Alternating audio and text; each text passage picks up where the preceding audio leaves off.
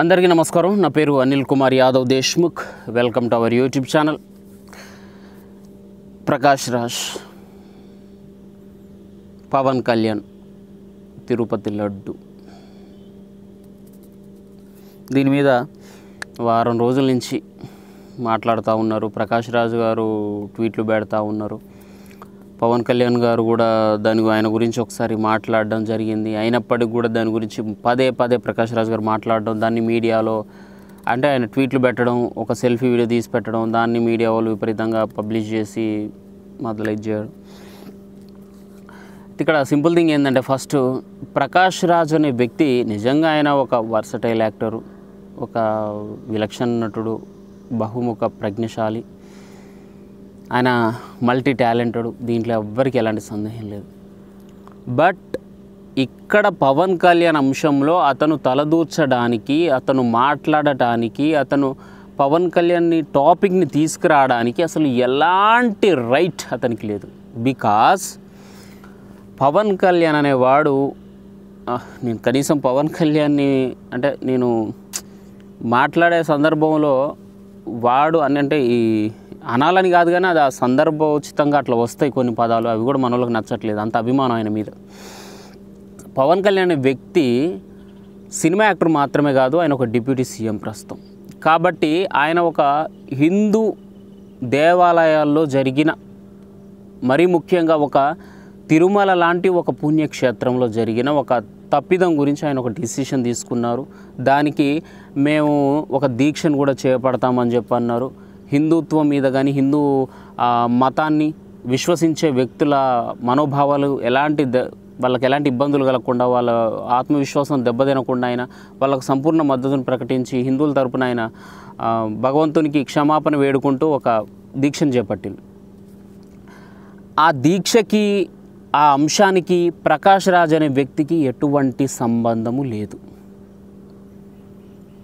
ఇక్కడ మళ్ళీ చెప్తాను నేను, ఆయన ఆంధ్రప్రదేశ్ రాష్ట్రానికి సంబంధించిన ఒక డిప్యూటీ సీఎం పవన్ కళ్యాణ్. ప్రకాష్ రాజ్ అనే వ్యక్తి సరే ఆయన తెలుగు రాష్ట్రాల్లో యాక్టింగ్ చేస్తాడు, ఆయనకు ఒక లాంగ్వేజ్ హద్దులు లిమిట్స్ అనేవి ఏవి లేవు, నేను అది యాక్సెప్ట్ చేస్తా.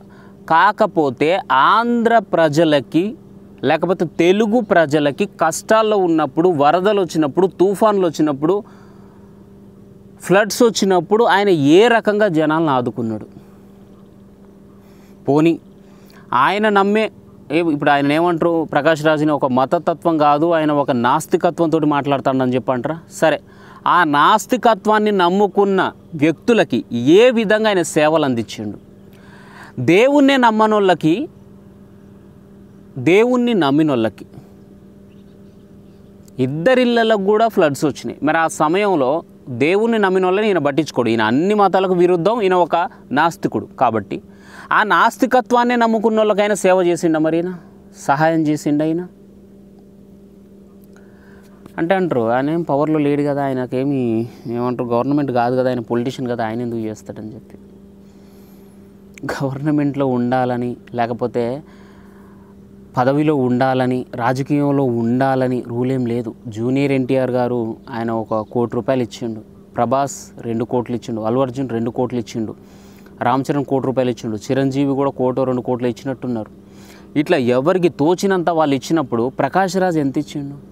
ఒక ఆడపిల్ల, అదే వకీల్ సాబ్ మూవీలో నటించిన అనన్య నాగల్ల, తెలుగు అమ్మాయి, ఆ అమ్మాయి 10 లక్షలు 25 లక్షలు ఇచ్చినట్టు, 5 లక్షలు సంథింగ్ ఆ గ్యాప్లో ఇచ్చింది. ఆ అమ్మాయి ఏ పవర్ ఉంది ఆ అమ్మాయి చేతిలో? ఏ పొలిటీషియన్, ఎన్ని సినిమా ఆఫర్లు వచ్చినాయి ఆ అమ్మాయి ఎంత పెద్ద స్టార్డమ్ అనుభవించిందని? మానవత్వం. తెలుగు ప్రజలకు కష్టాల్లో ఉన్నప్పుడు వాళ్ళకి ఎంతో కొంత సేవ చేయాలనేది. ఈయనకు, ఈ ప్రకాష్ రాజ్ అనే వ్యక్తికి ఏమన్నా కొద్దిగైనా బాధ్యత, రెస్పాన్సిబిలిటీ ఏమన్నా ఉంటే జనాలకు డబ్బులు ఇచ్చి, ఆ తర్వాత ఏమన్నా పాలిటిక్స్ గురించి, పవన్ కళ్యాణ్ గురించి, డిప్యూటీ సీఎం గురించి, తిరుపతి లడ్డు గురించి అన్న మాట్లాడాలి. నువ్వు నాస్తికును అయినప్పుడు ఏ మతంలో జరిగినా, ఏ మతానికి అన్యాయం జరిగినా ఆ రోజు వచ్చి మాట్లాడు చేతనైతే, లేకపోతే మూసుకొని కూర్చో. నువ్వు నాస్తికుడు కదా, నీకెందుకు ఇతర మతస్థుల గురించి, వాళ్ళ మత విశ్వాసాల గురించి, వాళ్ళ భగవంతుల గురించి, వాళ్ళ దీక్షల గురించి, వారి ప్రేయర్ల గురించి, వారి మసీదుల గురించి, వాళ్ళ నమాజుల గురించి మనకు అవసరం లేదు కదా. నువ్వు ఒక నాస్తికుడివి, నాస్తికునిలాగా ఉండు. భగవంతుల్ని నమ్ముకున్నోళ్ళు మాట్లాడుతుంటే దాంట్లో పోయి తలదూర్చడం ఇంద్ర తలకాయ మీద దెంగేటోళ్ళు లేక మిమ్మల్ని అందరినీ. చాలామంది మాట్లాడుతూ ఉన్నారు. ప్రకాష్ రాజ్ ఏం మాట్లాడిండు ఒకసారి మీకు చూపిస్తాం. మీరు ఆల్రెడీ చూసే ఉంటారు అదంతా మీరంతా. కాకపోతే ఈయన ఎంత గాలికి పోయే కంపెనీ అంటే డిఆర్ పవన్ కళ్యాణ్ ఇంకో చూడు, ఈయన ముందు మెన్షన్ చేసి మరి మాట్లాడిండు. ఈయన ట్వీట్ పెట్టి, dear Pawan Kalyan, it has happened in a state where you are a deputy CM, please investigate, find out the culprits and take ఏది స్ట్రింజెంట్ యాక్షన్ అట. Why are you spreading apprehensions and blowing up the issue nationally, we have enough communal tensions in the country thanks to your friends in the center. అంటే మీ హయాంలో తప్పు జరిగిందా లేకపోతే ఏ హయాంలో జరిగినా కూడా మీరు ప్రస్తుతం డిప్యూటీ సీఎం కాబట్టి మీ స్టేట్లోనే జరిగింది కాబట్టి దోషుల్ని పట్టుకోండి, నేరస్తుల్ని పట్టుకొని శిక్షించండి. ప్రస్తుతానికి దేశంలో ఉన్న మత కలహాలు చాలు, కొత్తగా క్రియేట్ చేయడానికి ట్రై చేయకండి. అట్లనే సెంట్రల్లో ఉన్న మీ ఫ్రెండ్స్కి థ్యాంక్స్ అన్నాడు. వరే సన్ అనాలని నాకు లేదు, కానీ ఇదే మాట క్రైస్తవులకు అన్యాయం జరిగినప్పుడు, క్రైస్తవులు రోడ్లు ఎక్కినప్పుడు, లేకపోతే ముసల్మాన్లు రోడ్డు ఎక్కినప్పుడు, ఇస్లాం మతానికి ఏమన్నా ఇబ్బంది కలిగినప్పుడు నువ్వు వన్నుంటే నిజంగా నువ్వు నాస్తికుడు అనుకోవచ్చు. ఈ లంచోడుకులంతా నాస్తికత్వం అనే ఒక ముసుగులో హిందువుల మీద విషం కక్కుతూ ఉన్నారు. Simple thing. హిందువులు రోడ్లెక్కి హిందువులు కొట్లాడే టైంలోనే దానికి బదులు ఇంకో ఆల్టర్నేటివ్ వేరే ఇంకో జరుగుతానే కదా, దానికి సమాధానం చెప్పాలి, దీనికి సమాధానం.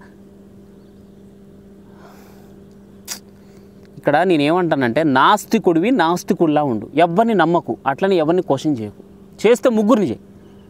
వీడి బతుకిప్పటిదాకా ఒక క్రిస్టియన్ మీద వీడు పోస్టు పెట్టి క్వశ్చన్ చేసింది లేదు, ఒక ముసల్మాన్ మీద వీడు ప్రశ్నించింది లేదు. కేవలం హిందువుల పట్ల, హిందువుల దేవుళ్ళ పట్ల, హిందూ మతస్థుల పట్ల, హిందూ మత విశ్వాసాల పట్ల, వాళ్ళ ఆచారాల పట్ల, వాళ్ళ సంస్కృతి సాంప్రదాయాల పట్ల ప్రతిసారి క్వశ్చన్ చేయడం, ప్రతిసారి నేను నాస్తికుడిని చెప్పుకోవడానికి ముందుకొస్తాను. కానీ నిజంగా నాస్తికుడు అంటే అసలు ఇది కాదురా, ఇది అసలు గానే కాదు.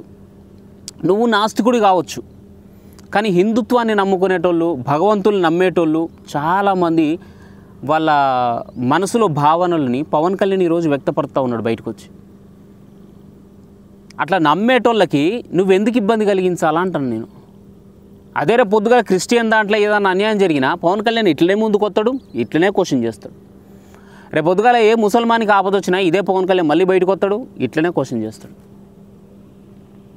కానీ ఈ నాస్తికత్వం, నేను నాస్తికుడిని అనే ఒక ఎర్రిపుగు బ్యాచ్ మాత్రం హిందువుల గురించి కొట్లాడేటప్పుడే వీళ్ళకి వాల్యూస్ గుర్తొస్తాయి అన్నమాట. హిందువుల గురించి కొట్లాడేటప్పుడే వీళ్ళకు మిగతా నేషనల్ ఇష్యూస్ గుర్తొస్తాయి అన్నమాట. హిందువుల గురించి కొట్లాడినప్పుడే అమ్మాయిల గురించి, లేకపోతే పరిపాలన మీద, లేకపోతే 6 గ్యారంటీల మీద, ఆ స్కీమ్స్ మీద, పథకాల మీద, వాటి మీద శ్రద్ధ పెట్టమని పోస్టులు పెడతా ఉంటారు. అంతేగాని వేరే ఏ మతం గురించి ఏదైనా ఆపద వచ్చిందని చెప్పి రోడ్లు ఎక్కిన క్రిస్టియన్ లేరా? మరి ఆ టైంలో ఎవడన్నా క్వశ్చన్ చేస్తాడా? ఈ నాస్తికత్వం అనుకునే బ్యాచ్ ఎవరన్నా చెయ్యరు. సో వీళ్ళది ఏంటంటే జనరల్గా ఎట్లా చెప్పాలంటే, పైకి చూడ మేము నాస్తికులం, మేము భగవంతులని నమ్మం, మేము దేవుళ్ళకి దూరం, మేము మమ్మల్ని మాత్రం మేము నమ్ముకుంటాం, మేము మనిషిని నమ్ముతాం కానీ భగవంతుని నమ్మం అని చెప్పి పైకట్ల వేషాధారణ కట్టి అవతలోని ఒక మాట వేరే కులాలని మతాలని ఏమనకుండా కేవలం హిందువుల మీదనే విషం కక్కుతూ ఉంటారు. అంటే సింపుల్గా చెప్పాలంటే, నేను హిందూ మత విద్వేషిని, మత ద్వేషిని అనే ఒక స్టేట్మెంట్ పాస్ చేస్తే కత్తిపెట్టి కింది నుంచి మీ దాకా చీరతరేమన్న భయంతో నేను హిందువులకు వ్యతిరేకిని కాదు, నేను నాస్తికుడిని అనే ఒక ట్యాగ్ లైన్ వేసుకొని ఇలా లంచకొడుకులంతా పోస్టులు పెడతా ఉంటారన్నమాట, మీడియా ముందుకు వచ్చి మాట్లాడుతూ ఉంటారన్నమాట. వాస్తవానికి వీళ్ళు ఎవ్వరు నాస్తికులు కాదు. పుట్టుకతో నాస్తికుడు అంటే అసలు ఇక అంతకంటే దౌర్భాగ్యం ఇంకోట్లేదు. అర్థమవుతుందా? పుట్టుకతోటే నాస్తికుడు ఎవడన్నా ఉంటాడు? అసలు కడుపులోనే నాస్తికత్వం అనేది ఉంటుందా? ఇట్లా ఉండదు. నీ తల్లో, నీ తండ్రో, నీ ముందు తరో, నీ వెనక తరమో, లేకపోతే నీ కడుపులో పుట్టిన పిల్లలో వాళ్ళకు సెంటిమెంట్లు ఉంటాయిరా బాబు. సెంటిమెంట్ లేకుండా మనిషి ఎట్లుంటారా? సెంటిమెంట్ అంటే మనిషి మీదనే ఉండేది కాదు. నీ కూతురు అంటే నీకు ప్రేమ లేదా? అట్లనే భగవంతుని మీద ఇంకో నీకు ప్రేమ ఉంటుంది. నీ తమ్ముడి మీద నీకు ప్రేమ ఉండదా? అట్లనే ఒకడికి రాముడి మీద ప్రేమ ఉంటుంది, ఒకటి కృష్ణుడి మీద ఉంటుంది. దీన్ని పట్టుకొచ్చి మీరు మీ నాస్తికులం, మాకు ఏది లేదు, మాకు ఏది, ఒరే సన్నాసులారా మీకు ఎట్లా చెప్పాలరా, మీరు నిజంగా నాస్తికులైతే 3 మతాలని కూడా ఏకిపారేయరు, వాటి జోలికి పోరు, కేవలం హిందువుల మీద పడే ఎడతా ఉంటారు. సో ఇక్కడ ప్రకాష్ రాజు నీకు సెల్ఫీ వీడియో పెట్టి నేను అది కాదు పెట్టింది, ఏం పెట్టినావు మరి, నువ్వు దేనికి పెట్టినావు అసలు? నిన్ను అసలు ఎవడన్నా అడిగిండా? నేను ఎవడన్నా మందలిచ్చిండా? అసలు నువ్వు ఎందుకు పెడతాను, నువ్వు ఎందుకు రియాక్ట్ అవుతాను, నువ్వెందుకు మళ్ళా ఏదో ఇక్కడ ఒకటి రాజకీయం అని చెప్పి ఏదో పెట్టిండా? ఒక్క నిమిషం, కల్ప్రిట్స్ అన్న తర్వాత ఇంకోటి ఏదో చెప్పిండుగా, చేయని తప్పుకు సారీ చెప్పించుకోవడంలో ఆనందం ఏంటో జస్ట్ ఆస్కింగ్ అట. చేయని తప్పుకి ఎవరు చేసిరు? ఇప్పుడు కార్తీ ఆయన ఏదో మాట్లాడిండు, ఆయన రియలైజ్ అయ్యిండు, సరే హిందువులకు వాళ్ళ మతాలకి లడ్డు గురించి ఈ టైంలో సెన్సిటివ్ మ్యాటర్ అన్నందుకు వాళ్ళు ఏమైనా హట్ అయ్యలేమో, వాళ్ళకి క్షమాపణ చెప్పినా అని చెప్పి ఆయన రియలైజ్ అయ్యిండు, మాట్లాడిండు. దానికి కూడా చేయని తప్పుకు సారీ చెప్పించుకోవడంలో అని చెప్పి పెట్టిండు. ఇక్కడ గెలిచే ముందు ఒక అవతారం, గెలిచిన తర్వాత ఇంకో అవతారం, ఏంటి అవాంతరం? ఎందుకు మనకి అయోమయం, ఏది నిజమట? ఎవరు ఇక్కడ గెలిచే ముందు ఎవరు ఎట్లున్నారు, ఓడే ముందు ఎవరు ఎట్లున్నారు? అసలు నువ్వు ఎవరిని అడుగుతాను, ఏం అడుగుతాను, ఏం మాట్లాడతాను నువ్వు? అసలు నాకైతే ఏం అర్థం కావట్లే, అస్సలు కరెక్ట్ కాదు ప్రకాష్ రాజ్ ఇది. గెలిచే ముందు ఒక అవతారం, గెలిచిన తర్వాత ఇంకో అవతారం, ఏంటి అవాంతరం? మనకి ఎందుకు మనకి అయోమయం, ఏది నిజం? గెలిచే ముందు ఏ అవతారంలో ఉన్నారు? ఇప్పుడు నువ్వు పెట్టేది పవన్ కళ్యాణ్ గురించి, బిఫోర్ నుంచి జస్ట్ ఆస్కింగ్ అనే ట్యాగ్ని పవన్ కళ్యాణ్ గురించి వాడతాను. గెలిచే ముందు ఏ అవతారంలో ఉన్నాడు, గెలిచిన తర్వాత ఏ అవతారంలోకి మారిండు? నీకు అక్కడ రాష్ట్ర ప్రజల అంటే రాష్ట్రానికి ఒక రాక్షస పాలనని దూరం చేయాలంటే ఎటువంటి రాజకీయం చేయాలన్నది నీకు తెలీదు. అక్కడ ప్రజలకు జరుగుతున్న అన్యాయాలు నీకు తెలీదు, వాళ్ళ మీద జరిగిన దాడులు నీకు తెలీదు, వాళ్ళ మీద జరిగిన దౌర్జన్యాలు నీకు తెలీదు, వాళ్ళకు జరిగిన ఆకలి, ఆక్రోధం, ఆవేశం, ఈ ఎమోషన్స్ ఏవి నీకు తెలీదు. ఏం తెలియకున్నా కూడా గెలిచే ముందు గెలవడానికి ఎవరైనా పాలిటిక్స్ చేస్తారు, పొత్తులు పెట్టుకుంటారు, ముందుకు వెళ్తారు, వెనక్కి వస్తారు, అన్ని మతాలకు సమాన గౌరవం అంటారు. చెప్పినట్టే అన్ని మతాలని సమానంగా చూస్తాడు కదా, ఆయన చెప్పిన మాట ఏం తప్పలేదే ఇక్కడ. అసలు నువ్వు ఏ వేషం గురించి మాట్లాడుతున్నావు? బిఫోర్ పవన్ కళ్యాణ్ ఈ ఏమంటారు కాషాయం దుస్తులు ధరించలేదారా? ఇప్పుడు గోవుల్ని ఎప్పుడు ఆయన పూజించలేదారా? ఏం మాట్లాడతారా? సరే డిమ్ అయింది కాబట్టి నేను ఎక్కువ మాట్లాడలేకపోతున్నా. Thank you. మళ్ళీ నెక్స్ట్ ఇంకో వీడియో ఉంది, మాట్లాడదాం.